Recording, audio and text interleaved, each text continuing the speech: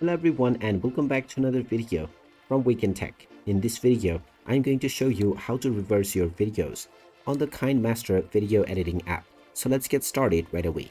First of all, open up the KineMaster video editing app on your device. And once you open it up, you can open up any new project or your existing older one to start editing right away.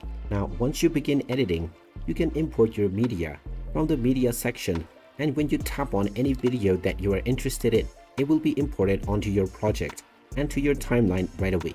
Now, once you have your video, if you wish to reverse this, then just tap on it and you will now see the reverse option.